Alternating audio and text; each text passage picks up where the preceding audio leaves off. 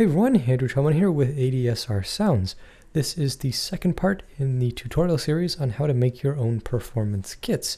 Now, if you remember in the first video, in the first part of the series, we took two synth pads, sounded like that, and then we played some chords and then rendered those down into some one-shot samples. So we ended up with this at the end of the first part.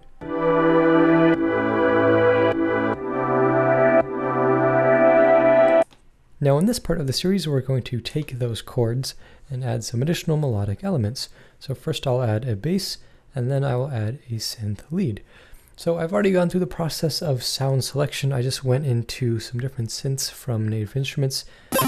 This synth lead is from FM8, and this bass is from Massive. And you can go ahead and search through any of those synthesizers or any other instruments in your collection and find the sounds that you want to use. But all you have to do is just have those loaded up on the pads and ready to play. So let's start with the bass here. We're going to go ahead, go into pad mode like we normally do. Let's get the access to the actual notes. And now we have our bass and we're ready to figure out the notes that are going to sound good. Now I've had the patterns already recorded here. So as a recap, we recorded one pattern for each of the chords.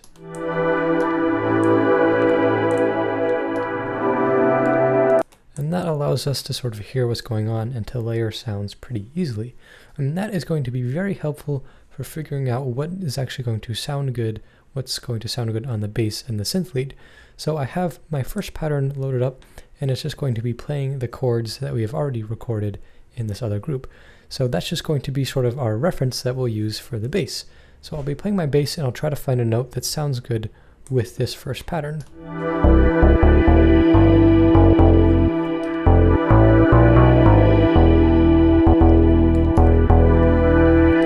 So there we go. After some searching, we can use this note right here. Now we're going to record some patterns for the bass notes as well, just to keep everything sort of easy to access. So I'll create my first pattern right here, and I'll go ahead and record just that single bass note that I discovered while playing. So I'll go ahead and make a pattern here, make it decently long. I like to have a little bit of sustain to work with, and I'll just record a pattern. So there we go, quantize that, and let's do a second pattern here. But before we've recorded, we have to figure out what actually is going to sound good.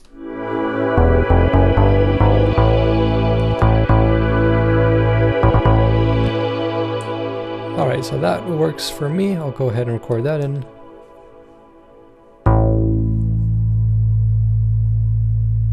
Quantize that, and finally, go ahead and make a new pattern. I know this third chord is a C chord, so I'll just record a C. Let's make this pattern, make it long, and record in a C. All right, there we go. So now we have three different patterns, one for each of the bass notes, and those are right above the patterns of the corresponding chords. Now you could go directly from the instrument to your performance kit. You could just do the internal sampling and record directly from the instrument, but I like to have these patterns just to easily access the sounds and just to have them in a form where I can edit those, because as we record them into our performance kit, it becomes a lot more difficult to work with. But anyways, we have those three patterns recorded, so we'll go ahead and transfer those to samples just like we did before. We'll go to sampling, record, make sure we're in internal, and group B. And yes, we are ready to go. So we'll go ahead and start, play back. There we go. There's one. Switch over to the next pattern and start. There we go. Sounded good. And our last pattern.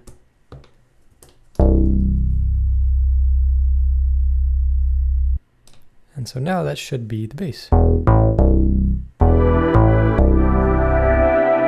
And they all match up because we've already made sure of that beforehand.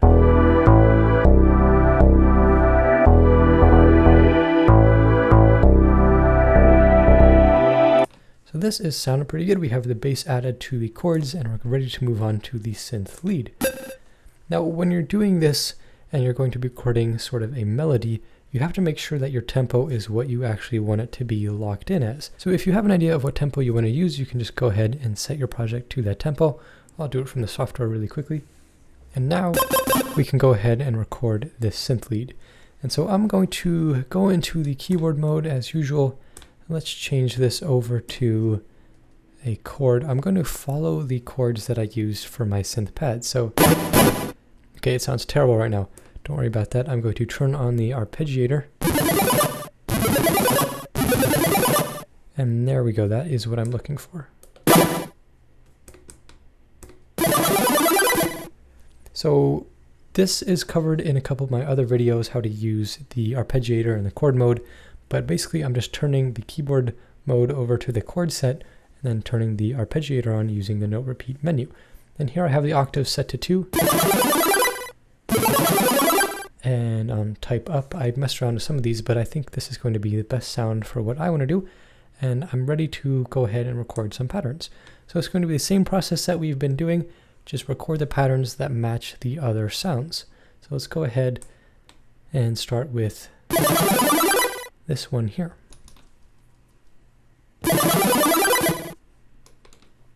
Now we'll go on to the next one. I missed that. Try that again. And then we'll do the third one down here.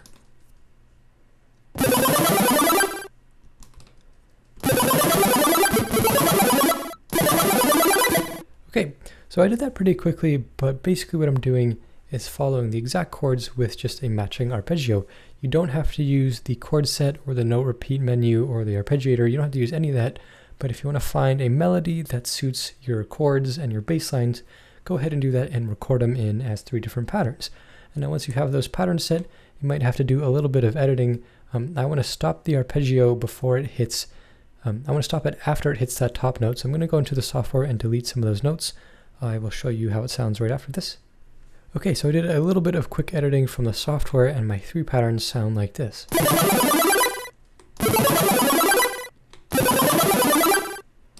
So I want to add those to the group. Now before I do that, I'm going to add some effects like I did with my first synth chords. Let's go to the group level. I think I have a reverb already on here. Yeah, it was just bypass. So I will unbypass my reverb. That's a little bit much. I'll bring this down. Okay, so I have my synth lead arpeggio sound going. I have some effects on top of it. This is following the same process as we have done in the previous parts, just a different sound.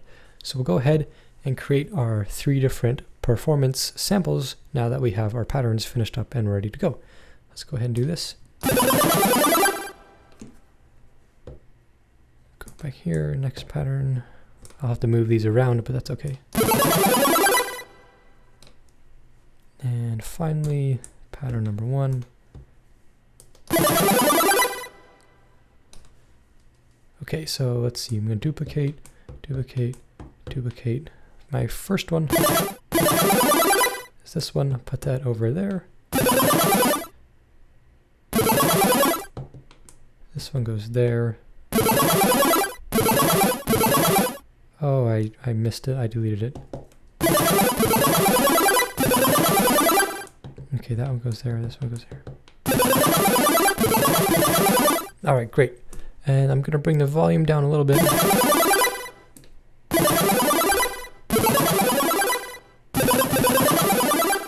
And finally, the moment we've all been waiting for is to play all these together.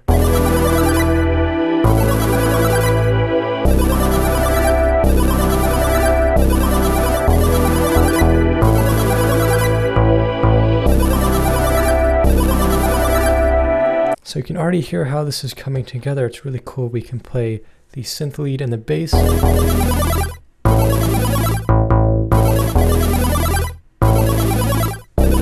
then we can add the pad.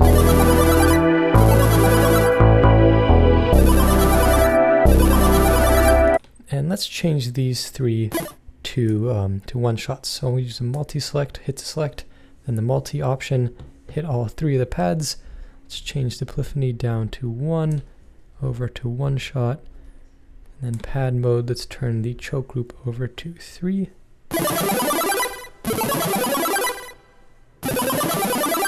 So that just about covers it for everything I wanted to do in this second part. We've added the bass and the synth lead, and things are sounding pretty full and ready to go. After this, I'm going to go ahead and add the drums. That'll be the next part. And then if I don't have enough time to sort of cover the final touches, I will do a fourth part. But for now, stay tuned for the next part in the series. As always, thank you for the support and for watching these existing parts and my other tutorials. If you have any questions, just leave them below. I will get back to you as soon as possible, and I will see you on next week's video.